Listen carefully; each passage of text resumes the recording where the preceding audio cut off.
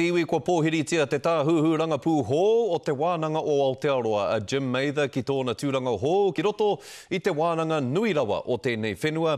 Ko ia te tāhuhuranga pū o mua o whakaata Māori, engari i wehe atu ia i reira, he hia hoki nōna ki te takahi huarahi hō, o tira ki te whakapātaritari i ngā whakamātautau hō ki te wānanga o Aotearoa. No te tau ko 1884 i tīmatai te wānanga o Aotearoa, ko rongo wetere te tāhuhuranga pū i taua wā.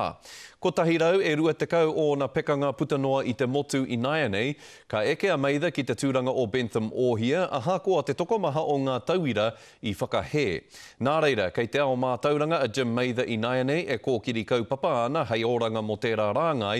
Engari kei te wātea tonu tōna tūranga o mua i whakaata Māori, kei te whakahāwea tia te uepu o whakaata Māori mo te hātepe e whāi ana e rātau, hei tohu tāhuhuranga pū hō, kua waitohu rārangi ingoa ngā kaimahi hei whakahē i te tono a tētahi tangata whai pūkenga i taua tūranga.